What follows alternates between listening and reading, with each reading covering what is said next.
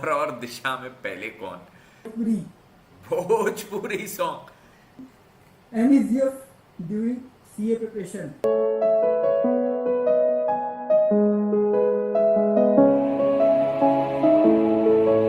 जी हाँ दोस्तों, मैं शुभम तिवारी आप सभी का स्वागत करता हूँ अपने चैनल सुनर सीए पर।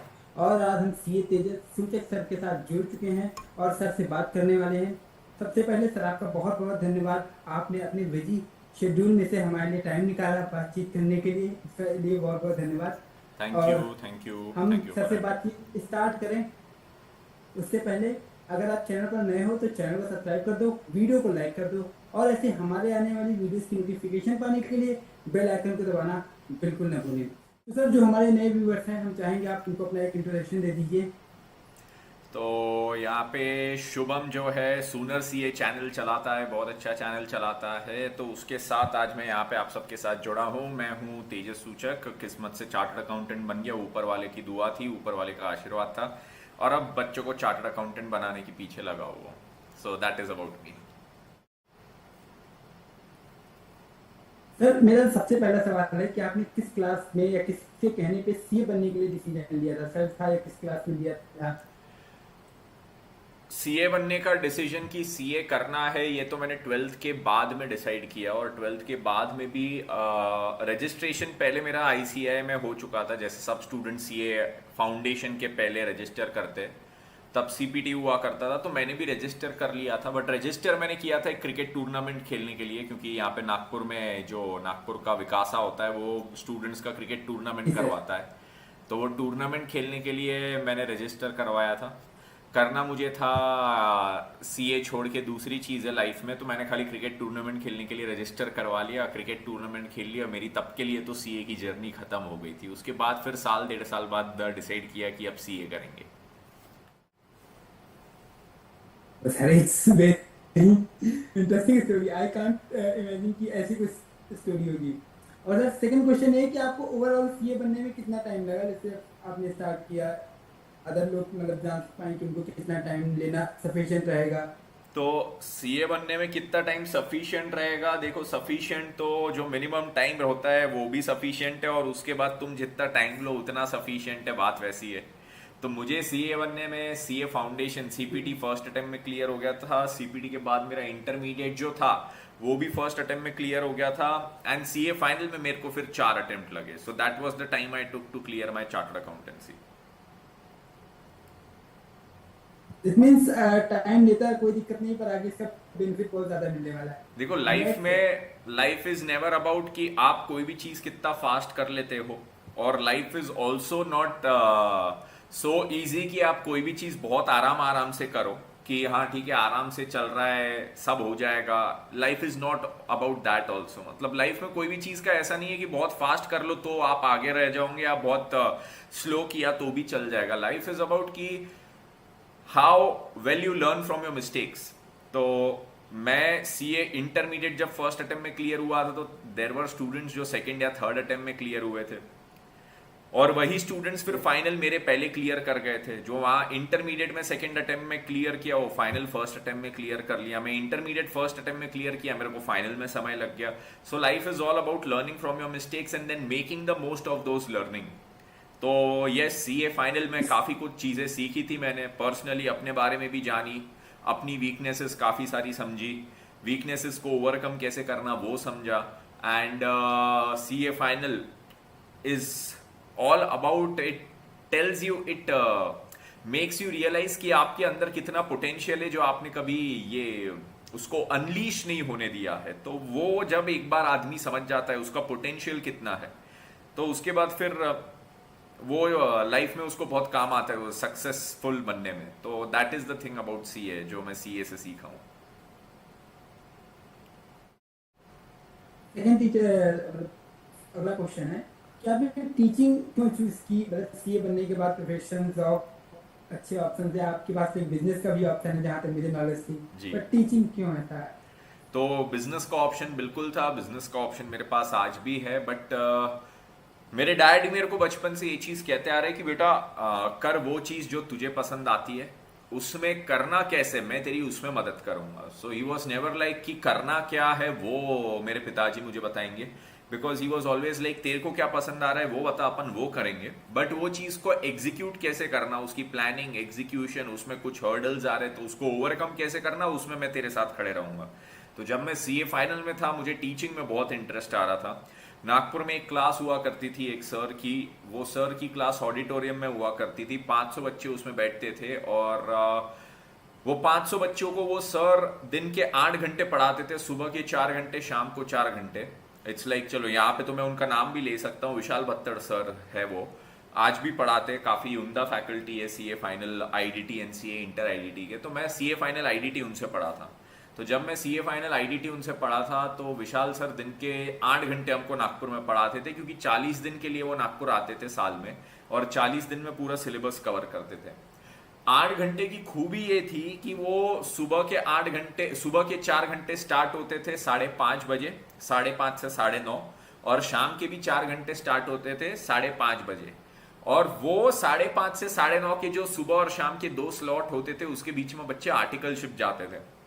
तो बच्चे पहले क्लास जाते थे सुबह 4 घंटे, फिर आर्टिकलशिप, फिर रात को वापस क्लास. सुन के ही ये बहुत टायरिंग लगता है. तो बच्चे, जब हम लोग वो एक फेज से गुजर रहे थे वो 40 दिन के, तो एक मेंटालिटी आप समझ सकते हो एज अ स्टूडेंट क्या रही होगी कि दिन भर क्या करना है, खाली क्लास करना है और उसके बाद आर्टिकलशिप जाना है, फिर वापस क्लास करना है. बट उतने टायरिंग मेंटालिटी को भी वो अपने टीचिंग से बच्चों को जोड़ के रखते थे अपनी क्लासेस में. मतलब आई रिमेंबर डे 1 से लेके डे 45 जितने भी दिन की वो क्लास थी, 500 बच्चों की कैपेसिटी थी, पूरे 500 के रजिस्ट्रेशन हुए थे. और लास्ट डे तक भी ऐसा नहीं हुआ होगा कि 500 में से किसी भी दिन 475 470 बच्चों से कम उनकी क्लास में आए हो, क्योंकि बच्चे वैसे एब्सेंट तो रहते ही है कुछ ना कुछ. बट इट्स लाइक मुझे वो चीज बहुत ज्यादा पसंद आई थी कि यू, वो स्किल जिसमें तुम लोगों को पूरा अपनी तरफ खुद जो बोल रहे हो उसमें पूरा एक मग्न कर सको. So that was a skill that was very fascinating to me. और ऐसा नहीं कि तुम कुछ एंटरटेनमेंट कर रहे हो, कुछ कॉमेडी कर रहे हो, कुछ मूवी दिखा रहे हो, जी तुम सर। लोगों का ज्ञान बढ़ा रहे हो, जो बच्चों को स्कूल में भी मिलता है. बट स्कूल में उनको 1-1 घंटे की क्लास भी भारी पड़ जाती है, 40-40 मिनट, 30-30 मिनट के जी जो सर। पीरियड होते हैं वो भी भारी पड़ जाते हैं. तो स्कूल में बच्चे वो 30-30 मिनट नहीं बैठ पाते, और वही बच्चे वो 12th से निकलने के बाद 3 ही साल उनको हुए, और 3 साल में तुम उनको दिन के 8 घंटे बिठा रहे हो. So that was something very fascinating to me. और तब मेरे को ऐसा हुआ कि भाई ये चीज करना है अपन ने, जिसमें अपन लोगों की लाइफ में ऐसा इंपैक्ट लेके आए कि उसको बाकी लाइफ में जो भी चीजें चल रही हो वो सब छोड़ के, वो दिन के वो 2 घंटे, वो 3 घंटे अपने साथ जब बैठा रहे, तब उसको ऐसा लगे कि यार ये मेरे डे का बेस्ट टाइम है. और वो सोचते सोचते वो अपनी लाइफ में नॉलेज के पॉइंट ऑफ व्यू से एक अलग लेवल पे जा रहा हो. मतलब उसकी लाइफ अपन ग्रो करवा रहे हैं. तो लाइफ ग्रो करवा रहे हैं और साथ में उसको बर्डन भी नहीं लग रहा है. So that is the skill that Drew me, that Drew my attention and that fascinated me. तब मैंने डिसाइड किया कि भैया यार ये चीज में पैसा भी है, ऑब्वियसली टीचिंग भी कर रहा हूँ, कुछ भी चीज करूंगा तो पैसा तो उसमें इंपॉर्टेंट है, घर वालों को खिलाना है, पैसा भी है, ये चीज में रिस्पेक्ट भी, और ये चीज से I can make an impact in the life of students. So that is what Drew me towards teaching. ये चीज अपने पिताजी के साथ मैंने शेयर की कि पापा मेरे को ऐसा टीचिंग के प्रति लग रहा है. मेरे पिताजी ने मेरे को पूछा क्यों लग रहा है, क्यों तेरे को ऐसा टीचिंग के प्रति ऐसा इंटरेस्ट आ रहा है एंड एवरीथिंग, ये सब वो सब. तो मैंने उनको बताया कि जो मैंने अभी आपको बताया वही सेम चीज मैंने पिताजी को बताई. फिर उन्होंने नेक्स्ट चीज जो मेरे को पूछी, ये समझने के बाद यही चीज वो मेरे से काफी दिन काफी डिटेल में समझते गए.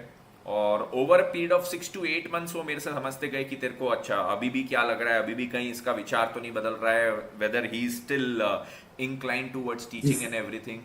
उसके बाद फिर जब उनको समझा कि नहीं he is actually incline towards teaching, फिर उन्होंने मेरे से समझा इसका फाइनेंशियल एस्पेक्ट क्या है, what is the scope of earning. क्योंकि in the end I am from Gujarati family and teaching भले ही इंटरेस्ट की बात हो, पैशन की बात हो, आजकल वो एक ट्रेंड बन गया है टीचर बाय पैशन बोलने वाली बात. बट पैशन से क्या मेरे घर वालों का पेट नहीं भरेगा, उनका पेट तो पैसों से भरेगा, पैसों से रोटी कमाई जाएगी. तो उन्होंने फिर उसका फाइनेंशियल एस्पेक्ट समझा कि what is the scope and कितना इसमें ग्रोथ है, वेदर जो लेवल स्टैंडर्ड ऑफ लिविंग मेरे पिताजी घर वालों को प्रोवाइड कर पा रहे हैं वो बेयर मिनिमम इससे निकल सकता है या नहीं। एंड फिर उन्होंने समझा कि बेयर मिनिमम उतना निकल सकता है, उससे काफ़ी ग्रो भी हो सकता है if I do well in this. And then he was like कि ठीक है गो फॉर इट, कर, जान लगा दे इसमें। तो सीए फाइनल क्लियर करने के पहले ही मैंने टीचिंग के लिए खुद पढ़ना स्टार्ट कर दिया था। एंड पढ़ाना स्टार्ट नहीं किया था because I was very clear and my family was very clear कि फैमिली मतलब my mom dad were very clear कि पहले सीए बन जा, खुद एक बार एक अपने नाम के आगे सीए लगा ले और उसके बाद फिर समय लगे जितना लगे उतना ले और कर, जी जान लगा के। So that is how I ventured into teaching. Question है व्हाई अकाउंट ओनली, मतलब व्हाई अकाउंट आपने Why चूज account? किया है पढ़ाना? तो अकाउंट्स पढ़ाने का कारण सिंपल ये था कि जब मैं लाइब्रेरी सीए फाइनल में था तो लाइब्रेरी पढ़ने जाता था। तो लाइब्रेरी पढ़ने जाता था तो सीए फाउंडेशन इंटरमीडिएट फाइनल तीनों के बच्चे वहाँ रहते थे। तीनों के बच्चे वहाँ रहते थे तो उसमें इंटरमीडिएट और फाउंडेशन के जो स्टूडेंट्स थे वो कभी कभी ज़रूरत पड़ी तो फाइनल वालों से हमसे डाउट पूछ लेते थे। फाइनल वालों से डाउट पूछ लेते थे तो ऐसा था कि अब जैसे किसी सीए इंटरमीडिएट वाले ने कुछ डाउट पूछा तो वो डाउट के लिए मैं उसी की बुक लेता था, उससे एक बार खुद समझ लेता था कि क्या चीज़ है वो, क्योंकि ऑब्वियसली इंटर की चीज़ें एकदम तो फाइनल में पूरी दिमाग में रहती नहीं है। तो पहले 2-5 मिनट खुद समझता था और वो समझने के बाद जब मैं उसको समझाता था तो अकाउंट्स एक ऐसा सब्जेक्ट था कि जिसमें मैं जो चीज़ उसको समझाता था बहुत अच्छे से उनको समझती थी। तो ये 1 बार 2 बार 3 बार 4 बार ऐसे काफ़ी सारे लोग थे, बहुत बड़ी लाइब्रेरी थी, काफ़ी स्टूडेंट्स थे वहाँ पे। तो फिर कुछ 2 से 3 महीने में ऐसा हो गया कि फिर अकाउंट्स रिलेटेड कुछ भी डाउट रहता था तो वो बच्चे मेरे से ही पूछने आते थे। काफी बार तो ऐसा हो जाता था कि मैं जब लाइब्रेरी से घर वापस आता था तो मैं उनके डाउट्स लेके आता था कि तुम मेरे को दे दो, मैं घर पे जाके पहले वो कॉन्सेप्ट एक बार पढ़ लेता हूँ, कॉन्सेप्ट खुद पूरा क्लियर कर लेता हूँ और फिर तुमको समझा देता हूँ। तो वो भी जब मैं करता था तो उनको फिर अगले दिन वो कॉन्सेप्ट जब मैं समझाता था तो 2 मिनट में उनको वो समझ जाता था और काफी क्लैरिटी से उनके दिमाग में बात जाती थी। And this was mainly with practical subjects and specifically with accounts. और अकाउंट्स में जब सीए फाइनल का भी खुद भी पढ़ता था तो ये चीज थी कि मेरे को कभी वो लिख के सॉल्व नहीं करना पड़ता था। I could just Yes. Get the entries in my head कि कोई भी चीज ना, अकाउंट्स फाउंडेशन से फाइनल तक, स्टार्टिंग से एंड तक हर चीज उसकी डबल एंट्री बेस्ड होती है। तो हर चीज का मैं डबल एंट्री उसका दिमाग में ही कर पाता था और वो डबल एंट्री से मैं बुक्स में देख पाता था कि अच्छा इसका एक इफेक्ट यहाँ गया, एक इफेक्ट यहाँ गया। तो विदाउट सॉल्व करे ओरली ही अकाउंट्स के बड़े बड़े क्वेश्चंस भी मेरे से हो जाते थे। प्लस जो चीज मेरे को नहीं समझती थी कि बुक में जो मेथड दिया है या फिर क्लास में जो सर ने मेथड बताया वो नहीं समझता था, तो वो एक सब्जेक्ट ऐसा था कि उसमें मैं बैठ के अपनी मेथड्स पूरी निकाल सकता था। सो समाव उस सब्जेक्ट के साथ रिश्ता नाता अलग था मेरा। तो इसलिए फिर डिसाइड किया कि यार ये सब्जेक्ट अपन को पसंद आ रहा है, ये सब्जेक्ट समझाना बहुत अच्छा जम रहा है, तो अपन इसी सब्जेक्ट के साथ आगे बढ़ेंगे। So that's why accounts. Sir मेरा क्वेश्चन ये है कि एक रिजल्ट में Excuse me. वेदर वो पॉजिटिव हो या निगेटिव हो, पास हो या फेल हो, उसमें एक स्टूडेंट और टीचर के एफर्ट का क्या रेशियो रहता है? मतलब अगर एक बच्चा पास हुआ है या फेल हुआ है तो क्या माना जाए उसमें कितने परसेंट गलती या अप्रिशिएशन, मतलब अगर पास हुआ है तो उसमें टीचर का था और कितने परसेंट उसमें स्टूडेंट का था? सबसे पहली चीज देखो, बच्चा पास होगा तो टीचर उसके साथ इंटरव्यू करेगा। पास होगा और उसमें 90+ लाएगा तो उसके साथ सोलो इंटरव्यू करेगा। और पास होगा 90 लाएगा, रैंक लाएगा तो उसके साथ 10 इंटरव्यू करेगा। वो बात हो जाती है बिजनेस पर्सपेक्टिव की। आज वो चीज मतलब किसी को भी करना जरूरी है। आज अगर आपके बिजनेस में आपका एक प्लस पॉइंट है तो कोई भी टीचर कोई भी बिजनेसमैन वो चीज जरूर उसको हाईलाइट जरूर करेगा। बट वो एक बिजनेस पर्सपेक्टिव तो हो गया कि एक रैंक होल्डर स्टूडेंट मेरे से पढ़ा है, बट उसमें एक्चुअली अगर अब मैं जेन्युइनली बात करूँ एक टीचर का कितना रोल, टीचर का रोल रहता है उसमें whether a student is passing, whether a student is failing, whether a student is scoring examination, whether a student is scoring 80+ in a subject, 90+ in a subject, और a student is scoring a rank. Teacher का contribution 30% के ऊपर मैं नहीं मानता। Teacher का contribution क्या आता है उसको सब्जेक्ट नॉलेज देने में। टीचर का कंट्रीब्यूशन आता है उसको सब्जेक्ट नॉलेज के साथ उसको ये एक समझा देने में कि उसको कितनी मेहनत करना है, एक उसका शेड्यूल सेट कैसे करना है। टीचर का आ जाता है उसमें कंट्रीब्यूशन ये देखने में कि वो बच्चे को सारी चीजें क्लियर हुई है या नहीं हुई है। और टीचर का कंट्रीब्यूशन आता है कि लास्ट में एग्जाम टाइम पे उसको कॉन्फिडेंस देने में कि भाई तू खुद पे भरोसा रख, मैंने तेरे को जो पढ़ाया उससे मेरे को पता है कि तू कितना केपेबल है, तू कितना काबिल है, तू खाली खुद पे भरोसा रख के जा। उसके बीच में बहुत सारी चीजें आती है जिसमें से सबसे इंपॉर्टेंट रहती है सेल्फ स्टडी करना, दूसरा रहता है खुद का दिमाग मैनेज करना, तीसरा रहता है अपने घर वालों को मैनेज करना, अपने सराउंडिंग्स को मैनेज करना, चौथा रहता है खुद को मोटिवेटेड रखना ऑन अ डेली बेसिस, पांचवा रहता है डिसिप्लिन। ये सब स्टूडेंट को खुद से करना पड़ता है। तो आज बीइंग अ टीचर, कोई भी टीचर पर्सनली तो कोई स्टूडेंट को वन ऑन वन तो नहीं पढ़ा रहे। अगर मैं वन ऑन वन किसी स्टूडेंट को पढ़ाऊं तो मैं बोल सकता हूं अगर वो रैंक लेके आया तो 70% मैं उसमें रिस्पॉन्सिबल हूँ, 80% मैं रिस्पॉन्सिबल हूँ। जब तक वो नहीं है मैं वेरी सिंसियरली ये बोलूंगा एनी टीचर, मैं चलो बाकी टीचर्स की बात नहीं करता, मैं बोलूंगा मैं अपने स्टूडेंट के कोई भी कंट्रीब्यूशन में 30% तक रिस्पॉन्सिबल हूँ, उससे ज्यादा नहीं। मेजॉरिटी जो भी है वो और उसकी फैमिली रिस्पॉन्सिबल है। एंड एक चीज मैं आज स्टूडेंट्स को जरूर बोलूंगा क्योंकि ये टॉपिक निकला है, तो एक चीज पे जरूर फोकस करो, चाहे आप इंटर में हो, फाउंडेशन में हो, फाइनल में हो। कोर्स जल्दी निपटाने पे कभी फोकस मत करो। जो मैं अपनी क्लास में अपने स्टूडेंट्स को हमेशा बोलता हूं, ये चीज पे मेरा कभी फोकस नहीं रहेगा कि मैं तुम्हारा कोर्स 2.5 महीने में खत्म करवा दूं। 2.5 महीने में क्या क्रैश बैच कर लेते, अपन 1 महीने में खत्म कर लेंगे। मुद्दा ये है कि तुमको कितना अच्छे से वो चीज समझा है और उसके तुमने एग्जाम लेवल के कितने क्वेश्चंस किए हैं। वो चीज आप जब तक अच्छे से एक एक चीज नहीं करते हो तब तक आपकी एग्जाम पॉइंट ऑफ व्यू से तैयारी नहीं होती है। And this is from my own personal experience, क्योंकि मैं जब स्टूडेंट था मेरे दोस्त लोग मुझे बोलते थे हमारे 3 रिवीजन हो गए, 4 रिवीजन हो गए, ऐसा हो गया वैसा हो गया, और एग्जाम के पहले मेरा 1 रिवीजन होता था। मैं उनसे ज्यादा स्कोर करता था और वो लोग मेरे सीए बनने के बाद भी काफी समय तक अटेम्प्ट्स काफी लोग देते रहे। सो इट्स ऑल अबाउट आप कोई भी चीज समझते हो तो कितनी क्वालिटी से समझते हो रादर देन कितना फास्ट आपने बस वो कॉन्सेप्ट कवर कर लिया। So this is one advice I would like to give the students. And yes, answer to your question, personally मुझे ऐसा लगता है कि मेरे जितने स्टूडेंट्स हैं, टॉपर से लेके जो लीस्ट मार्क्स लाया है, सबके उसमें मेरा कंट्रीब्यूशन 30% जितना होता है, 30-40%, उससे ज्यादा मैं नहीं मानता। बाकियों का मानना कुछ और होगा, मेरा इतना ही है। सर नेक्स्ट क्वेश्चन है कि जो आपकी सैलरी मिली एज अ सीए फ्रेशर, हाँ, 1 साल के अंदर या 2 साल के अंदर जो अब मिल रही है उसमें मतलब डिफरेंस कितना स्टार्टिंग है? से जो कोई अर्निंग में सेक्टर ग्रोथ है हुआ तो वगैरह पहले वैसा। मिली। तो अर्निंग ठीक की है। अगर बात करो तो मैंने कभी कहीं ऐसा फिक्स्ड इनकम वाली जॉब की ही नहीं है। And that is not a thing that will ever keep me motivated. अगर मेरी इनकम मेरे को पता हो कि साल भर या अगले 2 साल, अगले 5 साल, हर महीने मेरे को इतना आने वाला है, that will never keep me motivated. ये अगर मेरा सिनारियो बन गया तो I will be the most lethargic person ever, और मेरा मोटिवेशन ही खत्म हो जाएगा, काम करने का मोटिवेशन खत्म हो जाएगा।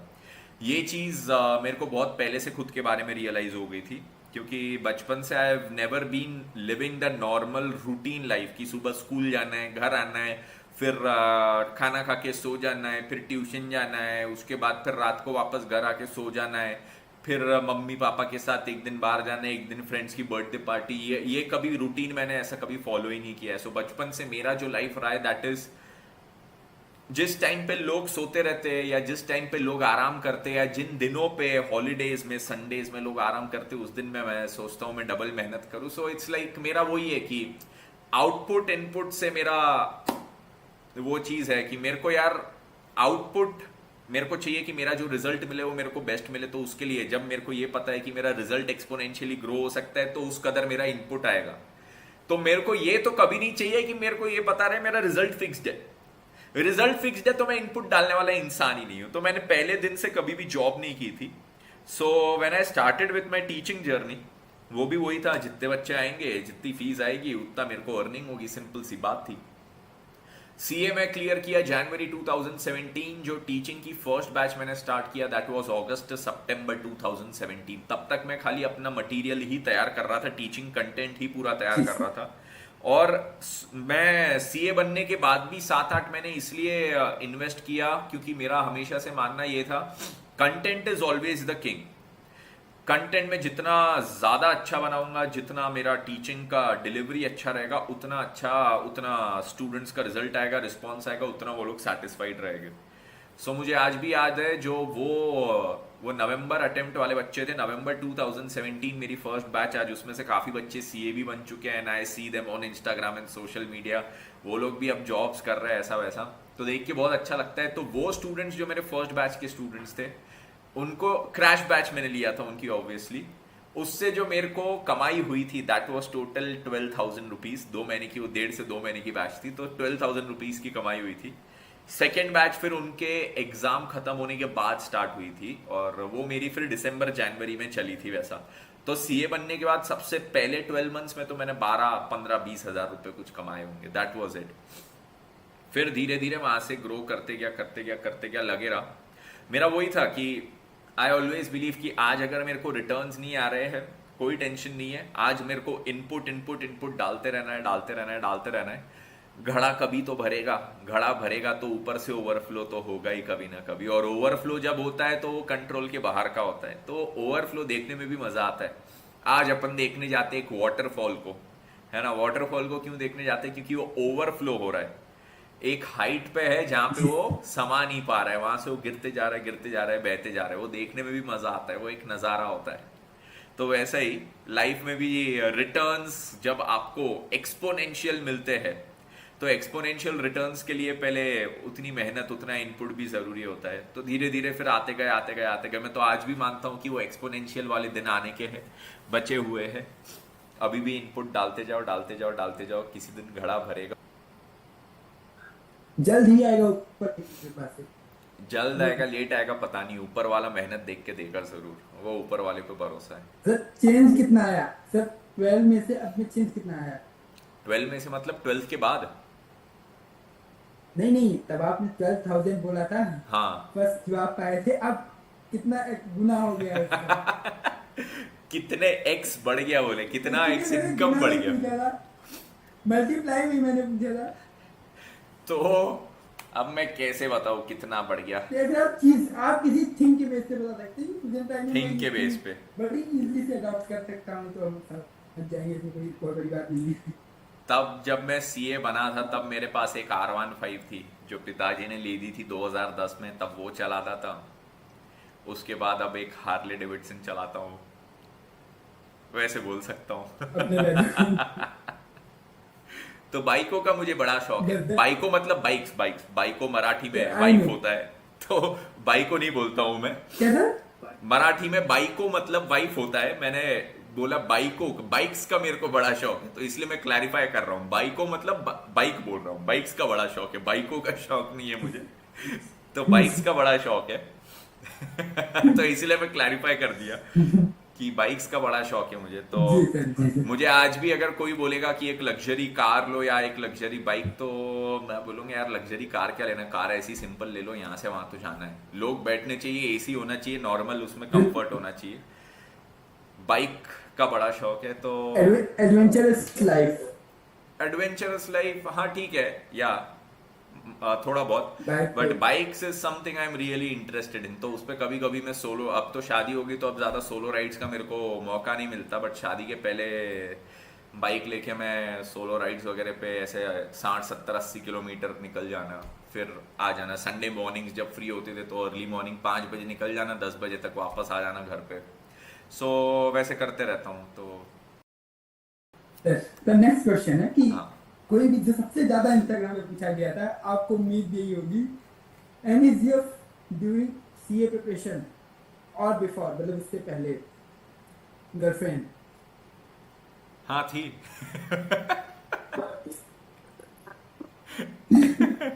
तो मतलब सीए के मैं भी यार नॉर्मल बंदा हूँ, क्यों नहीं होगी, होना भी चाहिए। तो कहते हैं ना सीए प्रिपरेशन के दौरान नहीं रखनी चाहिए। हाँ, इसीलिए फिर ब्रेकअप हो गया और इसीलिए फिर अरेंज मैरिज किया मैंने। तो यस, गर्लफ्रेंड्स थी पहले, और नॉर्मल जिंदगी मेरी भी थी, बट मेरा हमेशा से एक मतलब क्लासेस में भी मैं काफी बार ये सख्ती को लेके, वो सख्त लौंडा वाली चीज को लेके मस्ती करते रहता हूँ। But it is a very important thing also in life कि नॉट जस्ट अ सख्त लौंडा thing but for both boys and girls की रिलेशनशिप में रहना कोई दिक्कत नहीं है। तुमको कभी कोई पसंद आया तो बिल्कुल क्यों ना। पहली चीज टाइम पास के लिए मत रहो यार, जीवन में टाइम पास के लिए समय नहीं है। सीए कर रहे हो तो टाइम पास में तो यार समय व्यर्थ ही मत करो। जेन्युइनली कोई पसंद आता है बिल्कुल you should pursue it and totally pursue it, but उसमें परस्यू जब वो चीज करते हो और फिर तुम्हारे लाइफ में एक ऐसा सिचुएशन अगर खड़ा होता है कि यार या तो वो या तो सीए, तो मैं बोलूंगा सीए, क्योंकि सीए कर लो तो फिर तुमको कोई भी मिल जाएगी। और अगर उसके पीछे जाओगे तो फिर वो अभी तो बोलेगी हाँ तुम मेरे पीछे आ गए, पर बाद में फिर वही बोलते रहेगी यार मेरे पीछे तो आ गए बट मेरे लिए आप कुछ कर नहीं पा रहे हो। क्यों? क्योंकि सीए नहीं हो।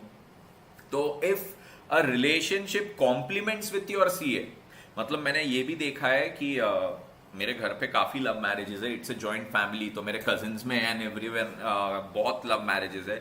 मेरे बड़े भाई की लव मैरिज है, मेरे छोटे भाई की लव मैरिज है, एंड वो दोनों भी सीए वाले लोग हैं, तो हस्बैंड वाइफ बोथ। तो उनके रिलेशनशिप्स कॉम्प्लीमेंट कर रहे थे with their this thing chartered accountancy.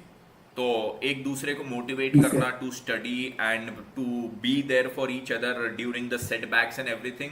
ऐसा अगर अंडरस्टैंडिंग है तो बिल्कुल परस्यू करना चाहिए। It totally adds value to your life and to your career. But if it doesn't, अगर हर चीज में यार तुम सीए को टाइम दे रहे हो, मेरे को टाइम नहीं दे रहे हो और यही रोना गाना तुम्हारा चल रहा है, तो फिर यार वैसे रिलेशन को परस्यू मत कीजिए। तो हाँ, आपके क्वेश्चन का जवाब कि गर्लफ्रेंड्स थी, तो हाँ गर्लफ्रेंड्स थी। सर नेक्स्ट क्वेश्चन है कि सीए फाइनल रिजल्ट का रिएक्शन क्या था? सीए फाइनल का रिजल्ट का रिएक्शन बहुत जोरदार था मेरा। एंड आज भी वो पूरा सीन याद है मेरे को, एक एक लम्हा याद है। तब एक आईसीआई का दिक्कत रहता था, सर्वर अटक जाते थे यार। वो जमाना था आईसीआई के सर्वर अटक जाते थे, रिजल्ट अनाउंस होता था और सर्वर अटक जाते थे। तो मेरे घर पे मैं लैपटॉप चालू करके बैठा था और रिजल्ट अनाउंस हो चुका था। सर्वर डाउन हो चुके थे, वेबसाइट जाम हो चुकी थी, वेबसाइट चल नहीं रही थी। पूरे इंडिया में सब स्टूडेंट्स रिफ्रेश रिफ्रेश कर रहे थे। 15 मिनट में किसी एक स्टूडेंट का स्टेटस देखने मिलता था, क्लियर्ड वियर्ड, मतलब इतना धीरे धीरे खुल रहा था। तो लगभग रिजल्ट के 2 सवा 2 घंटे बाद फिर मेरा रिजल्ट देखने के लिए सभी लोग एक्साइटेड थे, because every one was expecting मेरा जो थर्ड अटेम्प्ट था। मतलब मेरे पहले ग्रुप 2 के 2 अटेम्प्ट थे फाइनल में और ग्रुप 1 के भी 2 अटेम्प्ट थे। उसमें जो ग्रुप 1 का फर्स्ट अटेम्प्ट था उसमें 192 में मैं फेल हो गया था। तो सब लोग फिर यही एक्सपेक्ट कर रहे थे कि पास होगा इस बार करके। सो एवरी वन वॉज इस बार एक्साइटेड एंड हो लुकिंग जाएगा। फॉरवर्ड। तो मेरे घर पे सभी लोग अपने अपने लैपटॉप से ट्राई कर रहे थे। तो मेरे चाची के घर पे जो लैपटॉप था वहां से वो ट्राई कर रहे थे और वहां से वेबसाइट लोड हो गई। तो मेरी बहन का कॉल आया कि यहाँ पे लोड हो गया है, आजा रोल नंबर डाल दे। तो सबसे पहला थॉट तो मेरा ये था कि आज तक मैं अपने घर पे बैठ के जिस पोजीशन में जिस जगह पे बैठ के रिजल्ट देखा हूँ, आज इस बार वहां से नहीं देख रहा हूँ। तो लक का फैक्टर, वो टोटका बोलते, तो टोटके वाली बात थी वो। तो मैं भगवान के सामने गया, मंदिर में सबसे पहले हाथ जोड़ा, तो बोलो भगवान यार देख जो भी कराएगा अच्छा करा देना, तेरे पे भरोसा है। और वैसा बोल के मैं गया अपने चाची के घर, मतलब मेरे घर के बाजू में ही। सो 2 पैरेलल बंगलोज है, तो उनके घर पे गया। और वहाँ पे फर्स्ट फ्लोर पे चाची रहती है, ग्राउंड फ्लोर पे बड़े पापा लोग रहते हैं। तो फर्स्ट फ्लोर पे गया, वहाँ पे फिर अपना रोल नंबर वगैरह डाला। फिर वो कैप्चा वगैरह आता है, वो कैप्चा डाला। और कैप्चा डालने के बाद फिर सबमिट पे क्लिक किया। और फिर सबमिट पे क्लिक करने के बाद वो वेबसाइट रोल होने लगी। वो मतलब वो आता है ना, गोल गोल घूमते रहता है। तो वेबसाइट स्लो चल रही थी, तो गोल गोल गोल गोल गोल गोल गोल गोल घूम रहा था। मेरी चाची और मेरी छोटी बहन दोनों यहाँ पे मेरे लेफ्ट में खड़े थे, पीछे में। यहाँ पे सामने में लैपटॉप था और यहाँ पे मैं ऐसा खड़ा था। और ये दोनों हाथ मेरे को आज भी याद है, दोनों हाथ ऐसे थे। एक तो आधा प्रेयर चलते रहता है और आधा फटी पड़ी रहती है, तो मैं ऐसा देख रहा था। और खड़ा ही था मैं भी, तो लैपटॉप नीचे था, खड़ा था और एकदम से वो फ्लैश हुआ रिजल्ट आंखों के सामने। तो पहले तो 5-7 सेकंड तो आंखें इधर उधर घूमती रहती है, कहाँ देखूं कहाँ नहीं देखूं, कहाँ देखूं कहाँ नहीं देखूं। तो देखते देखते देखते फिर एकदम से वो दिखा पास। मैं बोला अरे सीए बन गया। फिर उसके बाद पास के बाद देखा रिजल्ट क्या है, तो 200। मैं एकदम पागल हो गया कि 200 पे सीए बन गया। तो मैं चिल्लाने लग गया, सीए बन गया, सीए बन गया, सीए बन गया। फिर वहां से ऊपर से चाची के घर से नीचे उतरा, नीचे उतरते दौड़ते दौड़ते दौड़ते फुल स्पीड में मेरे घर पे आया, क्योंकि मम्मी और बहन यहाँ पे रुके हुए थे जानने के लिए कि क्या हुआ क्या नहीं। एंड फिर यहाँ पे चिल्लाते चिल्लाते आया, तो पूरे घर में बाजू के घर में ऊपर चाची, उन्होंने तो देखा ही था मेरे साथ, नीचे बड़े पापा लोग, यहाँ पे ये घर पे मेरे घर पे मेरी मॉम मेरी बहन, और मेरे घर पे जो फर्स्ट फ्लोर पे रहते हैं मेरे बड़े पापा वगैरह, तो ऐसे 4 ब्रदर्स हैं मेरे पापा लोग। तो सबने चिल्लाते चिल्लाते जी मेरी सर। आवाज़ सुन ली कि हो गया ये, सीए बन गया सीए बन गया। तो यहाँ पे आया, मम्मी को हक किया वगैरह, दीदी को हक किया, और उतने में फिर पापा को कॉल किया, पापा को बताया। तो फिर पापा पूछे क्या स्कोर आया, तो मैं बोला पापा 200 पे पास हो गया, 200 पे पास। पर इतना एक्साइटेड था कि मैंने सब्जेक्ट वाइज स्कोर ही नहीं देखा था। तो पापा बोले हर सब्जेक्ट में, अब वो 200 सुन के पापा को एकदम ऐसा हुआ, भाई हर सब्जेक्ट में कितने वो बता, मेरे को कैलकुलेट करने दे। तो बोले हर एक सब्जेक्ट में कितने। मैं बोला पापा वो तो देखा ही नहीं। फिर मैं दौड़ते दौड़ते वापस ऊपर गया, ऊपर जाके वापस फिर देखा हर एक सब्जेक्ट में कितने कितने कितने। तो अकाउंट्स में मेरे को थे, सबसे पहला अकाउंट्स होता है, तो अकाउंट्स में आई हैड 53। उसके बाद होता है एसएफएम, जो फाइनेंशियल मैनेजमेंट इंटरमीडिएट में रहता है, उसी का बड़ा paper SFM, strategic financial management, उसमें 50 थे। फिर थर्ड पेपर लॉ या ऑडिट में से कोई एक होता है फाइनल में, तो उसमें 47 थे, और फोर्थ पेपर में वापस 50 थे। तो 53 47 और एक में नहीं, 53 50 47 50 ये स्कोर था। तो एक में 53 एक में 47, तो वो सेट ऑफ होके 50-50 हो गया, और बाकी दोनों में 50-50 थे। तो बराबर चारों सब्जेक्ट भी एकदम हिसाब हिसाब से लगे, और 200 पे निकला। और खुशी तो बहुत अनपैरेलल्ड थी। और तब उसके 2 दिन बाद, ये 17th ऑफ जनवरी को मैं सीए बना था, 17th जनवरी 2017। और उसके 2 दिन बाद 19th जनवरी 2017 को मेरी दीदी की एंगेजमेंट भी थी। तो उसकी एंगेजमेंट भी 16 जनवरी को पक्की हुई थी, कि 16 जनवरी को उसकी एंगेजमेंट पक्की हुई। 17 जनवरी को मेरा रिजल्ट आया, और 19 जनवरी को फिर उसकी एंगेजमेंट हुई। तो that entire week was one very memorable week for me and my family. तो वैसा था। बहुत। सर नेक्स्ट क्वेश्चन है कि आप सीएफए क्यों लीव किया? क्या? जहाँ तक मुझे नॉलेज है तो आपने शायद लेवल 2 तक किया है सीएफए? सीएफए। सीएफए जी वही सर, आपने टाइम लीव क्यों टाइम किया? Time was the issue. CFA level 1 कर लिया था, लेवल 2 के फिर एग्जाम्स के लिए पढ़ाई वढ़ाई का टाइम मिलना चाहिए, और टीचिंग में आ गए थे तो क्लासेस एंड ऑल काफ़ी सारी थी, इसलिए फिर that was the soul reason कि सीएफए अभी तक हुआ नहीं है। इच्छा काफ़ी है कंप्लीट करने की, किसी ना किसी दिन करेंगे जब टाइम मिलेगा, व्हेन लाइफ परमिट्स कर लेंगे।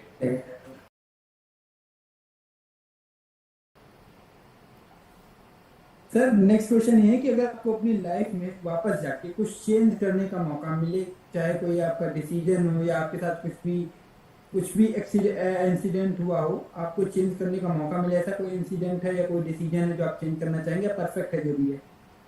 लाइफ परफेक्ट तो कभी नहीं रहती है, जो है उसमें से परफेक्ट बनाना पड़ता है। मुद्दा जब आता है चेंज करने का, कुछ चेंज करना है, तो मैं बोलूंगा आंसर में नहीं, एक भी चीज चेंज नहीं करना है मेरे को। रीजन उसका ये है कि ऐसा नहीं है कि सारी चीजें एकदम बढ़िया हुई थी लाइफ में, कुछ चीजों में बहुत लर्निंग्स भी मिली है। बट तब जो चीजें गलत हुई या बुरी हुई या जो भी चीज हुआ, उसको मैं आज भी नहीं बोलूंगा कि मेरे को वो चीज चेंज करके चाहिए, क्योंकि उस मोमेंट पे लाइफ में मेरे को एग्जैक्टली वही चीज करना था, इसलिए मैंने वो चीज तब डिसाइड की थी करने की। तो तब मेरे को वो चीज करना था, तो उसको आज मैं चेंज नहीं करूंगा, क्योंकि तब मेरे दिमाग में था कि भाई ये चीज करना है, भले उसका रिजल्ट आउटपुट बाद में जाके गलत हुआ होगा, but at that point of time that is exactly what I wanted, hence I did it. तो मैं उसको आज नहीं बोलूंगा कि अब मेरे को वो चीज चेंज करना है।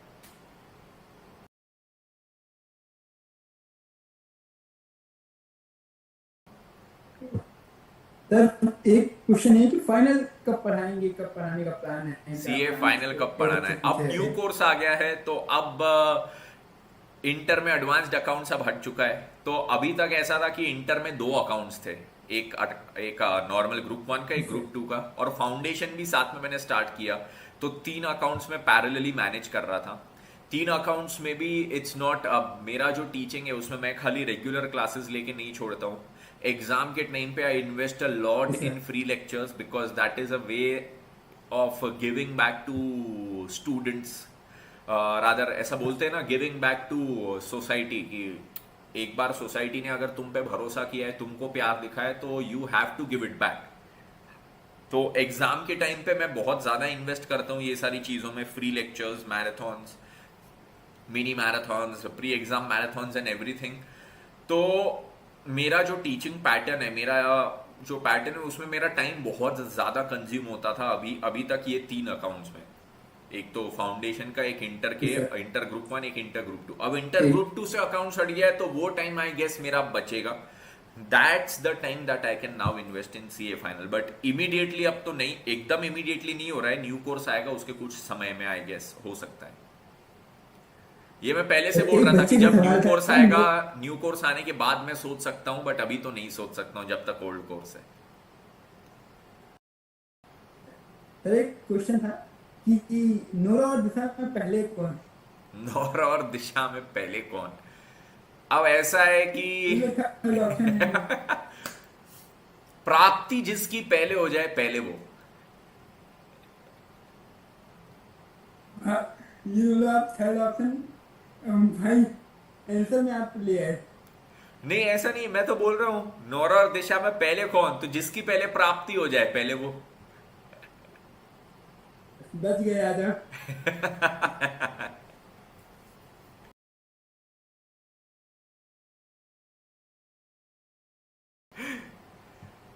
सर एंड फाइनल रिक्वेस्ट है कि एक सॉन्ग भोजपुरी।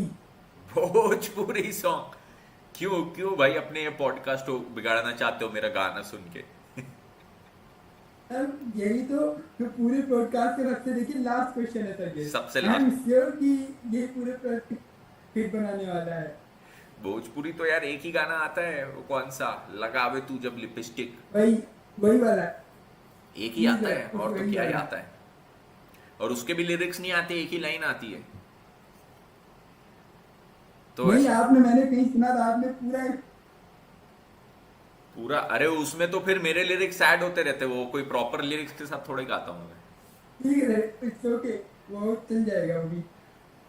तो उ लगावे तू जब लिपस्टिक, ही लैले सारा डिस्ट्रिक्ट, जीला तोप लागेलू, कमरिया आहा, कमरिया आहा, कमरिया ना ना ना ना ना, लॉलीपॉप लागेलू।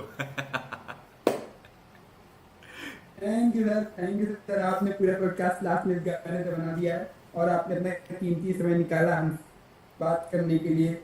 और आई एम श्योर कि बच्चे भी इसे सब लोग पसंद करेंगे। थैंक यू और so much. Thank you sir so much.